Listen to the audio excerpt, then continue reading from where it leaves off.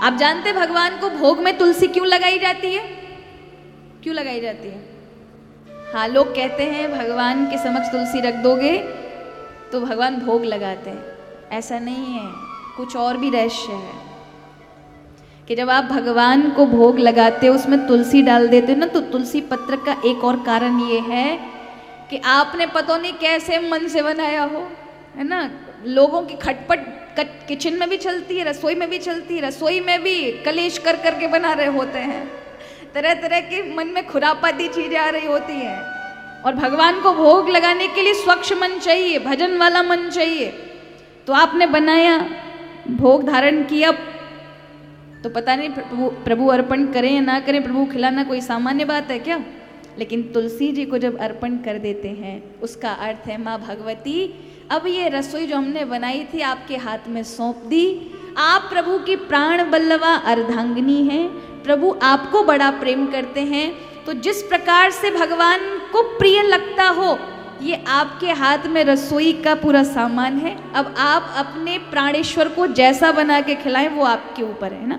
और धर्म पत्नी को पता होता है पति क्या खाएगा, क्या उसे प्रिय है, तो तुलसी जी वैसा ही बनाकर भगवान के समक्ष प्रस्तुत करती हैं ना, जिससे प्रभु बड़े प्रसन्न हो जाते हैं। ये भाव है, इसलिए तुलसी अर्पण अवश्य करना चाहिए। जिसके घर में घनघोर दुख अत्यधिक ज्यादा आने वाले हैं या जीवन में पाप अत्यधिक बढ़ जाते और कभी कभी अत्यधिक पाप बढ़ने से जीवन के पुण्य भी नष्ट हो जाते हैं ना, इसलिए जब जीवन में कष्ट आए तो पुण्य कर्म करना चाहिए,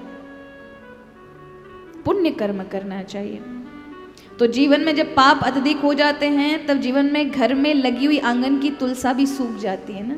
कई बार लोग लगाने का प्रयास करते नहीं लगती, तब कई बार आपको लोग कहेंगे गंगा जी की यमुना जी की मिट्टी लेकर आएं और लगाएं, पर ऐसा नहीं। इस चीज को अगर आप कर लेंगे तो मैं मानती हूँ कि माँ भगवती आप पर कृपा करके आपके पापों से थोड़ा आपको मुक्त करके और स्वयं लग जाएंगे। कि आप के घर में तुलसी जी सूख रही हूँ तो आप एक काम करें, माँ भगवती के पास जाकर के उनसे कहें, हे माँ प्राण बल्लवा हरि की प्यारी हैं आप, मेरे जीवन में बहुत कष्ट हैं, महान पाप है जिसकी वजह से आप मेरे हाथ से लगती नहीं हैं, मेरे पर कृपा करें, क्योंकि आपके बिना ठाकुर जी का भोग नहीं लगेगा, मेरे घर में प्रभु का वास आपके बिना नहीं हो सकता। हे माँ जगत जननी मुझ बालक पर कृपा करें, आप मेरे घर में हंसती मुस्कुराती रहेंगी तो मेरे जीवन का कल्याण हो जाएगा।